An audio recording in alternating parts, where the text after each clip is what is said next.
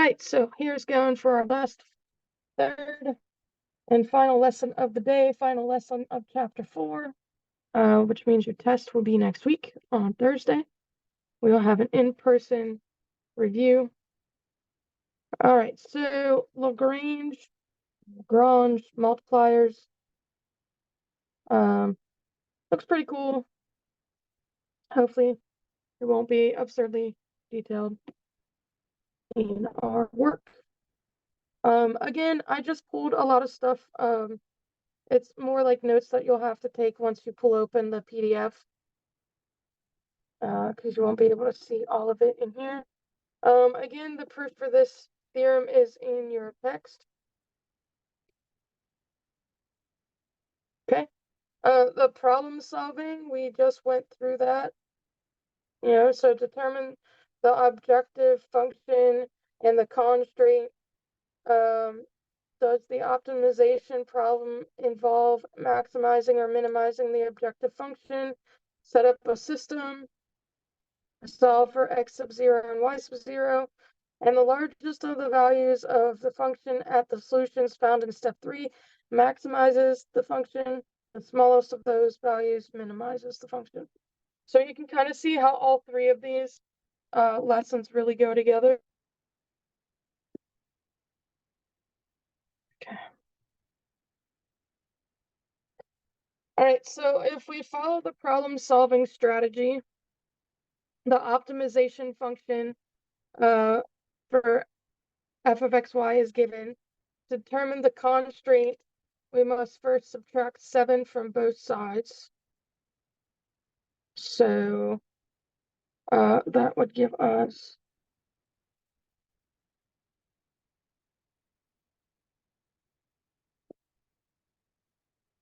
okay. So this constraint function is equal to the left-hand side. So then that means that we would have g of x y equal to x plus 2y minus 7. The problem asks us to solve for the minimum value of the function of f, subject to the constraint. So we do have a graphic that you guys can see now. So that's kind of like the idea of what we're going for. And this was all considered basically step 1.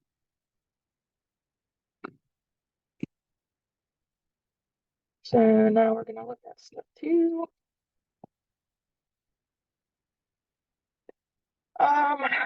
So we have to calculate the gradients of both f and g.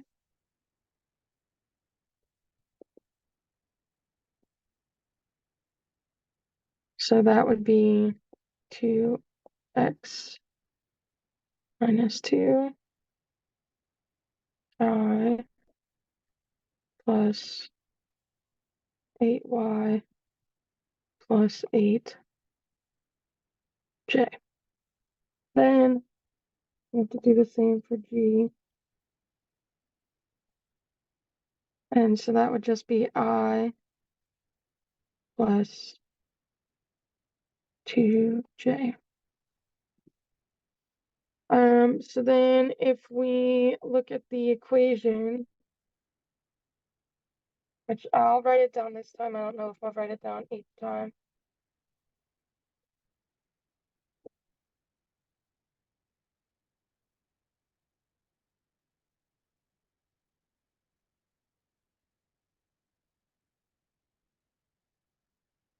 We're gonna have that as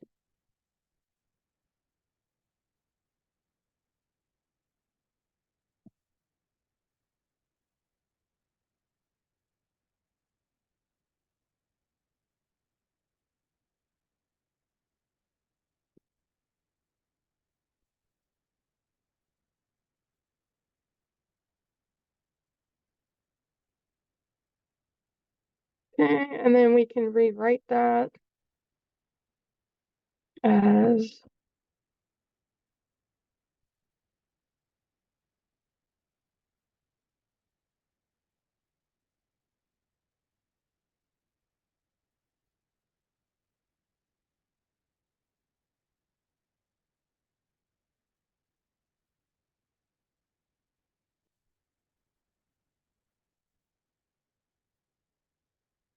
All right, so next we want to set the coefficients of I and j equal to each other. And that's kind of looking like we might need another slide.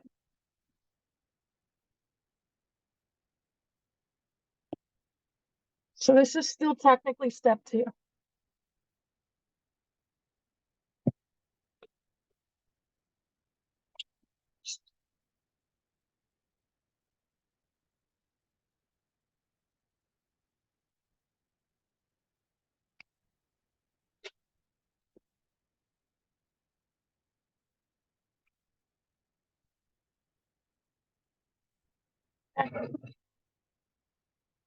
So then the equation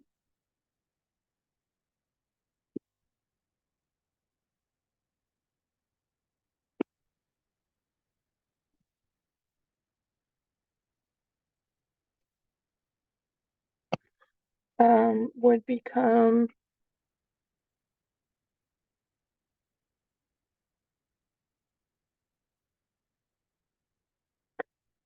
so then you would have the following system of equations. You want to just bring that back over.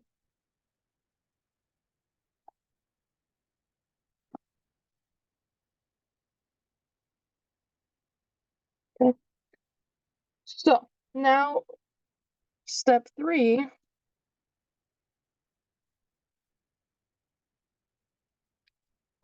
The linear system of 3 equations in 3 variables. We start by solving the second equation and substituting it into the first. So if we solve the second, we get 4y sub 0 plus 4. And then we're going to shove it into the first equation.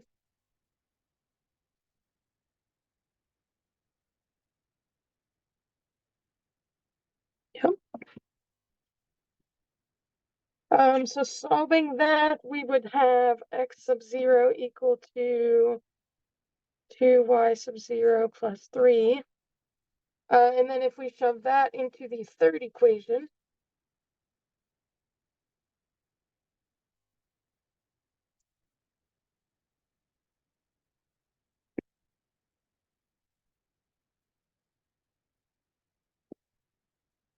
we would end up with y sub 0 equal to 1.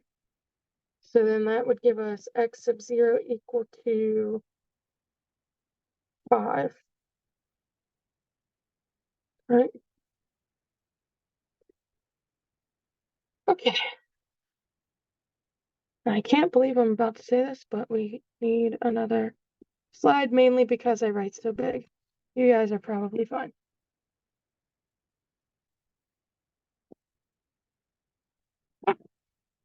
So now we want to substitute our point into the function. And that's going to give us 27.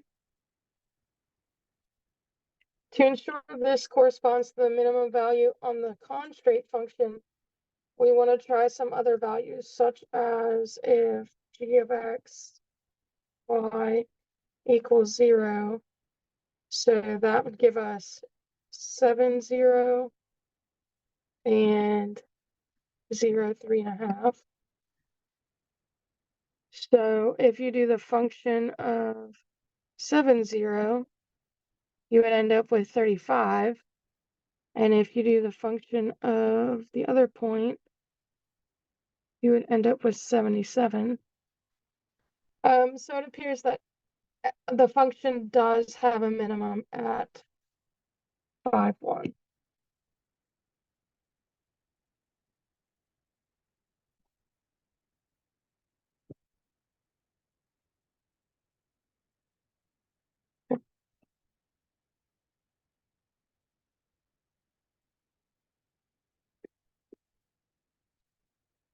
All right.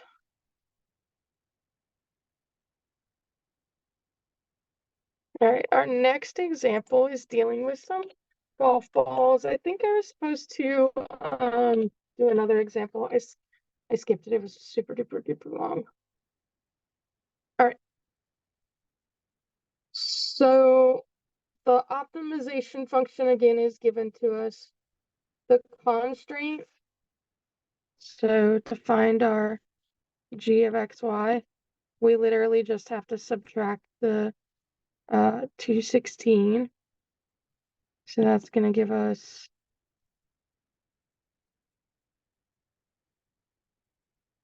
minus 216.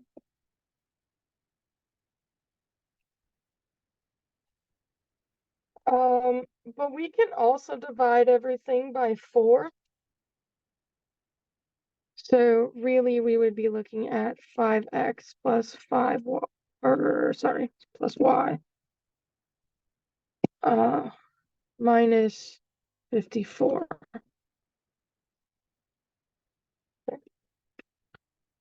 So that is your overall constraint. So the problem is asking us to solve for a maximum value subject to the constraint. So the next thing we have to do, so that was step 1. Step 2, and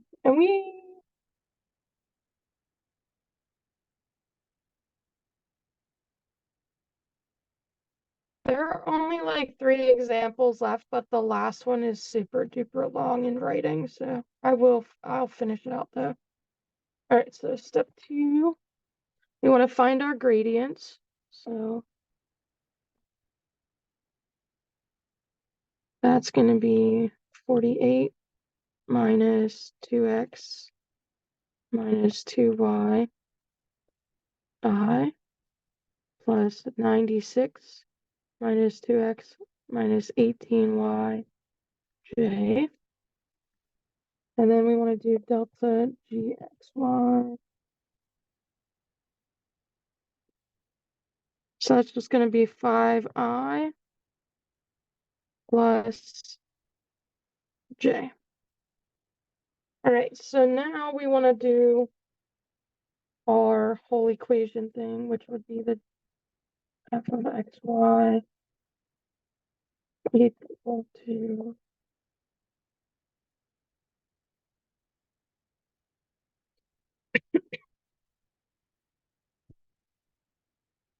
that's going to be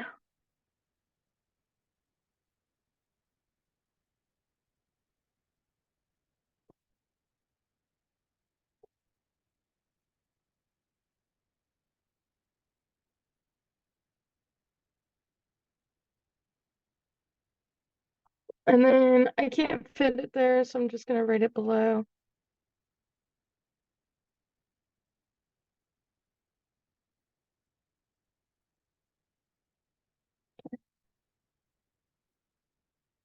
All right, so when we set the coefficients of I and j equal to each other, we would get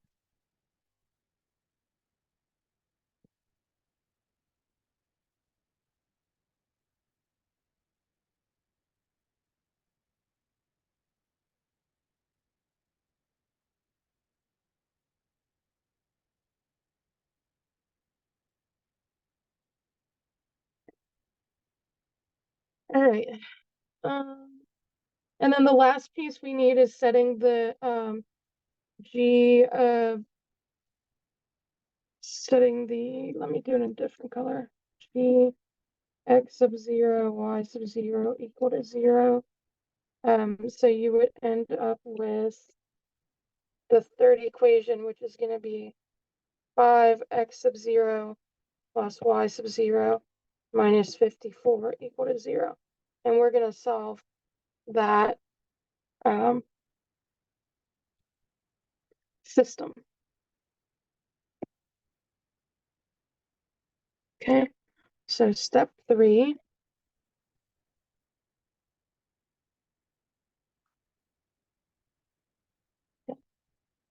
So we use the left-hand side of the second equation to replace our Greek letter in the first equation.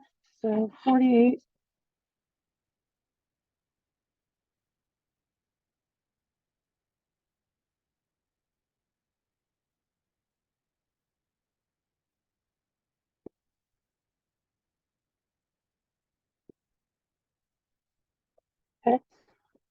And then if you work that stuff all out, you're going to end up with x sub 0 equal to 54 minus 11 y sub 0. And then we're going to substitute that into the third equation.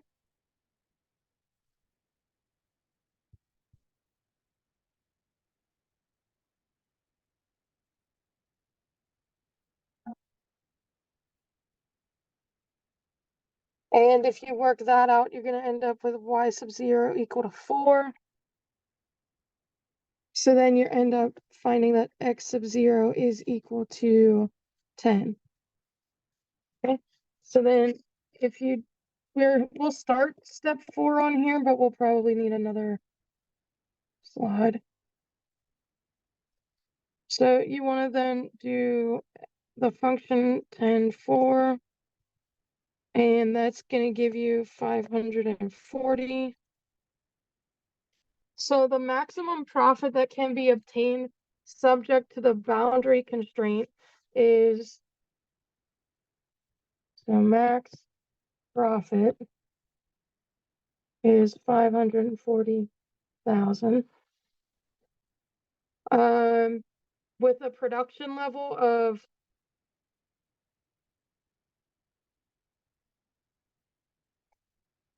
and this is because it's a word problem. 10,000 golf balls and 4 hours of advertising per month. Okay. So we also want to check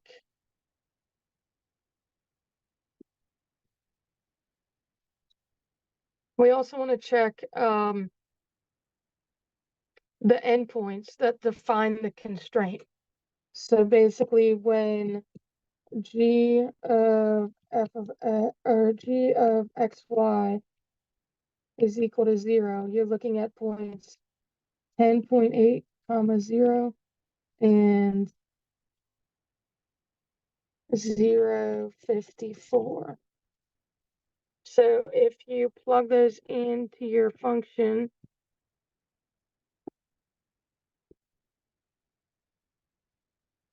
then you would get 401.76 and negative 2160. So we know that the second value would be a loss, so no company would want this. So no production basically.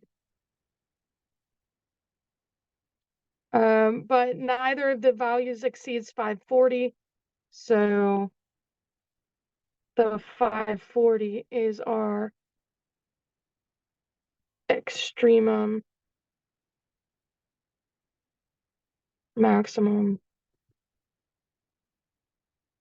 value of the function. Okay. All right. We have added a ton of slides. That's okay. All right.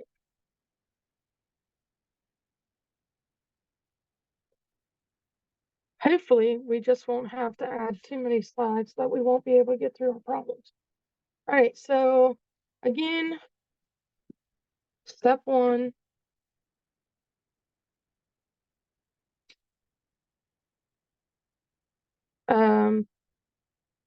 Could find g of x, y, z. It's going to end up being x plus y plus z minus 1. And then for step 2,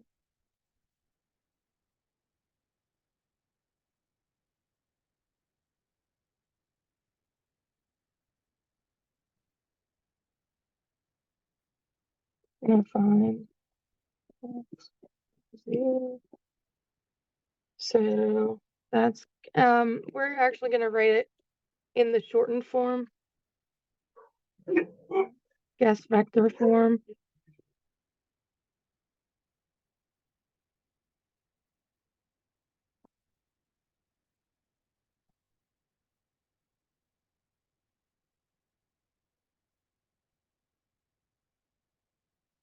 Okay, so that leads to the equation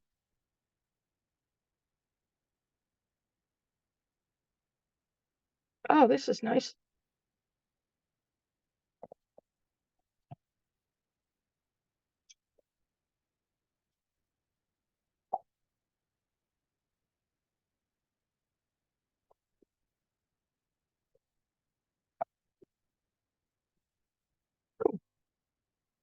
Which we can rewrite in the following way.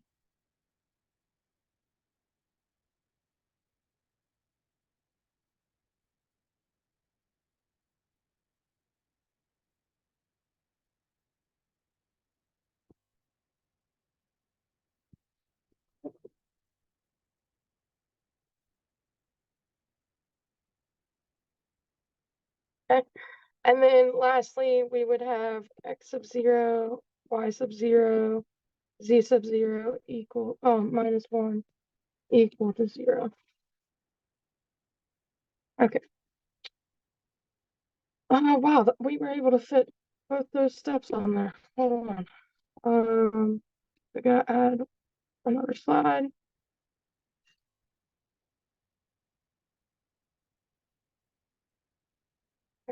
Since each of the first equations has lambda on the right-hand side, we know that 2x sub 0 equals 2y sub 0 equals 2z sub 0. And all three variables are equal to each other, so we can substitute them in however we like. So then that will get us 3x sub 0 minus 1 equal to 0. They chose to go with the x sub 0. You could have gone with the y sub 0, z sub 0, however you want to do it. So then that leaves you with x sub 0 equal to 1/3, y sub 0 equal to 1/3, and z sub 0 equal to 1/3. Okay. Which corresponds to a critical point on the constraint curve. Right. So now we can do step number 4.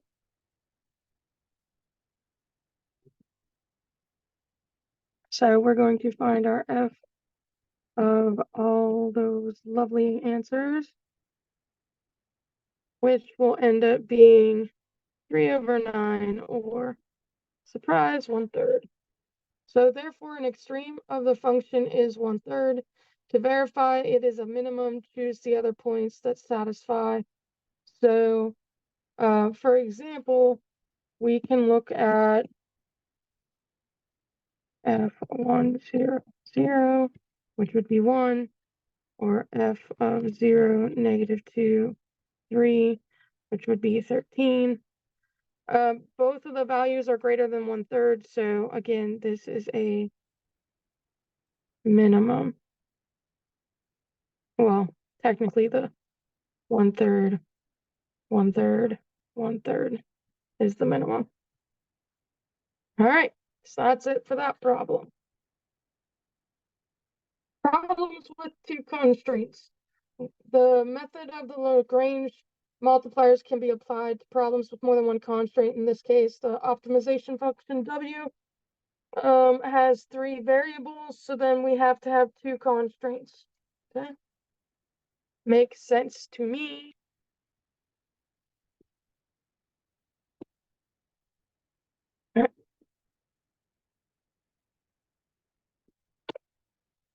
Just to give you an idea, this was originally slide 9. So that's how many slides we've had to add. All right. Okay, so if we follow the procedure, then we really just need to find g of x, z. So that would just be x squared plus y squared minus z squared. But then we also have to find h of x, y, z. And that would be x plus y minus z plus 1. So they basically gave it to us for the h. That's nice. So that was step 1.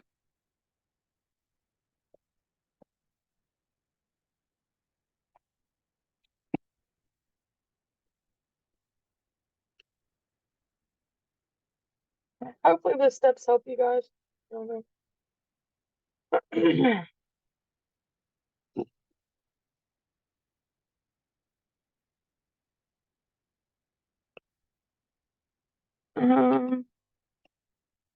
So it would be 2xi plus 2yj plus 2zk. And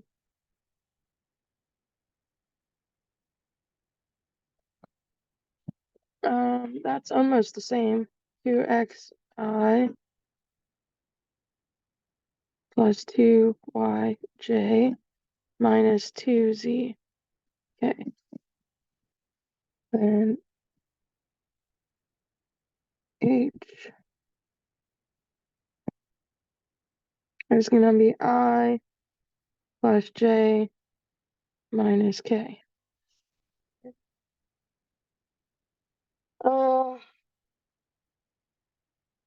then we have to put it into the great big ugly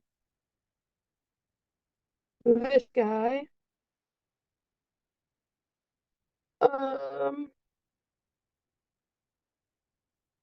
So I'm not gonna do each of the steps. I'm gonna do the rewrite and then what we get from it. So if you guys need to do the steps, you can.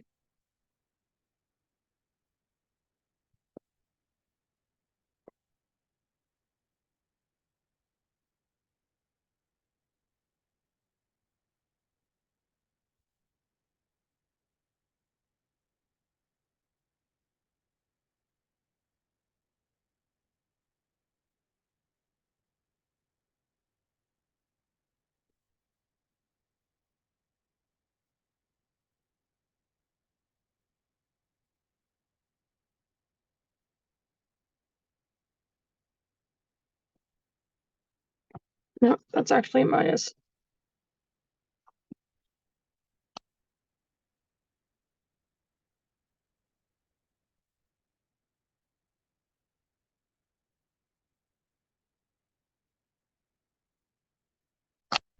Okay, so now we're gonna set them to their parts. So 2x sub 0 equals to lambda 1 x sub 0 plus lambda 2.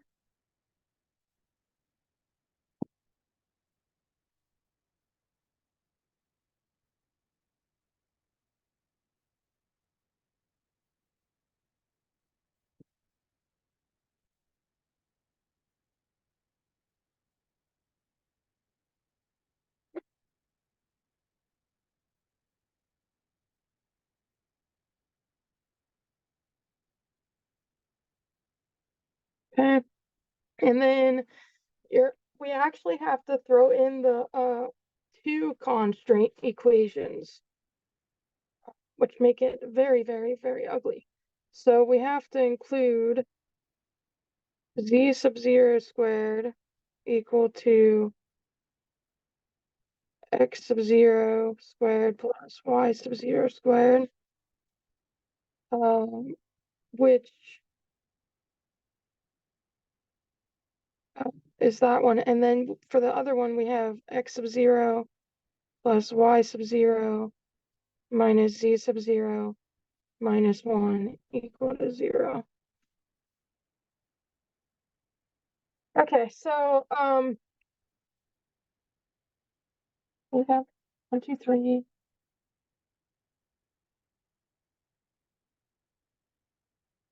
So the first three equations contain our lambda sub 2. Solving the third equation for lambda sub 2 and replacing it into the first and second equations will reduce the number of equations to 4. I forgot the... Oh yeah, on the upside, this is our last example. I forgot the next slide is just like announcements for the test.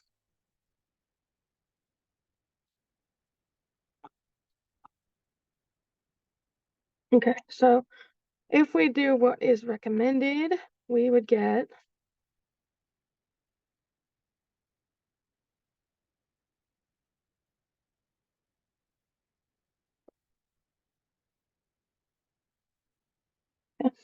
that's the first one. Then the second one.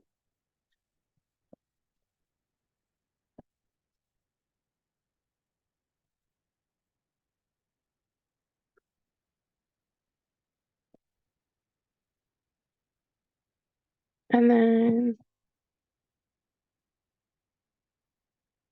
oops.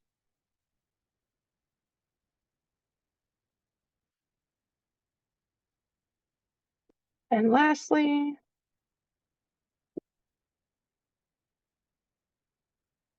nope, no squaring there.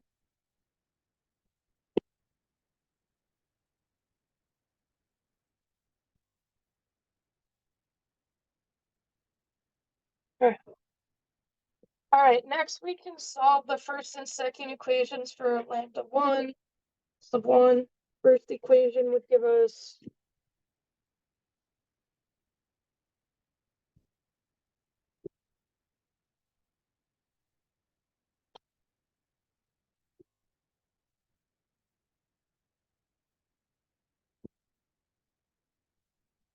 okay.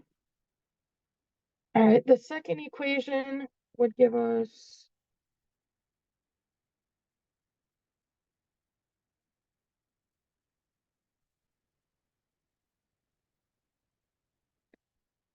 so if we set the right side equation equal to each other and cross multiply because they have to be equal, right? We all know this part is true. So if that's part is true, then we can just set them equal to each other.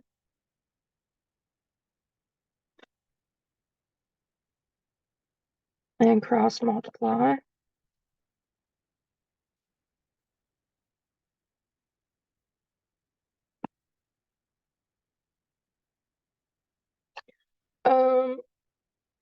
I'm going to assume you guys can handle that, and so for time's sake and everything else, I'm just going to go straight to the answer or to the final formula. Okay. Therefore, either z sub 0 equals 0 or y sub 0 equals 0. If it's z sub 0, then the first constraint would become zeros across the board, which would give you the ordered triple 0, 0, 0. So if then g of x, y, z would equal 0, 0, 0. This point does not satisfy the second constraint, so it is not a solution. Next, we have to consider, so this point does not satisfy h of x, y, z. So not a solution. Okay. So the next part we have to consider is x sub 0 equal to, or y sub 0 equal to x sub 0. So, which that would reduce our equations down to 3. So we would have that part, we would have z sub 0 squared equal to x sub 0 squared plus y sub 0 squared, and then our last one.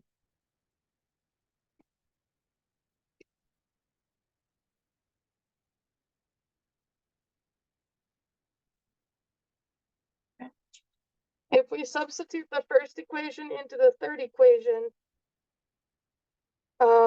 we would get the following. And just add another one.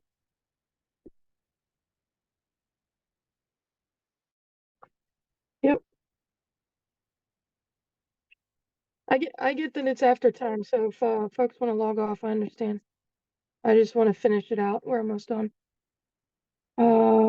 So we would get z sub 0 squared equal to x sub 0 squared plus x sub 0 squared, x sub 0 plus x sub 0 minus z sub 0 plus 1 equal to 0. And then if we solve the second equation for z sub 0, you would get 2x sub 0 plus 1. And then we substitute that back into the first equation. Then you would get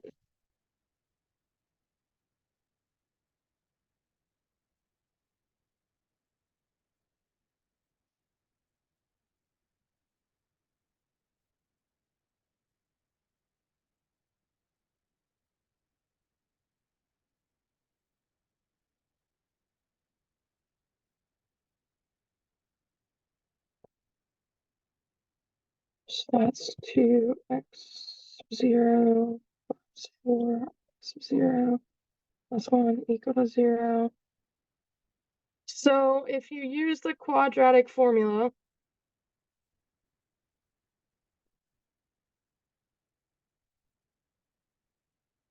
you would end up with 2 ordered triplets.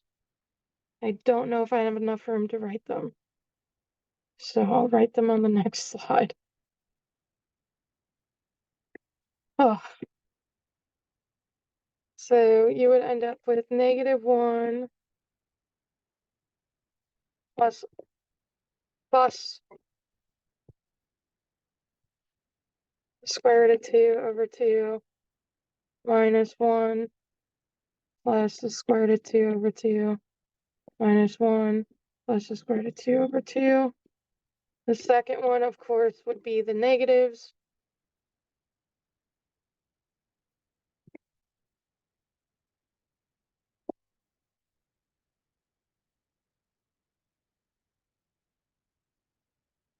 Okay.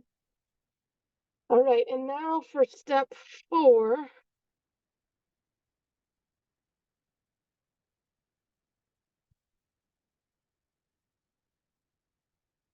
We would need to substitute them in. So you would need to sub in both.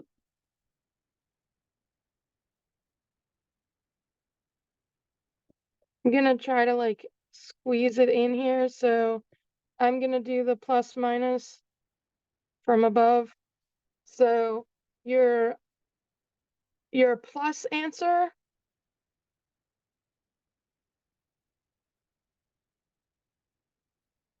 for lack of a better way to say that, would be 6 minus 4 square root of 2, and your negative answer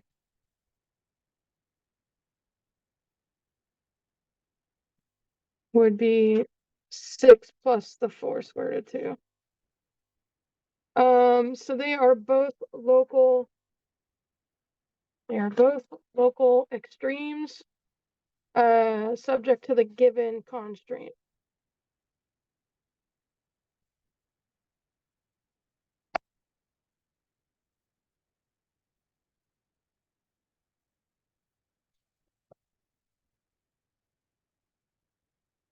Of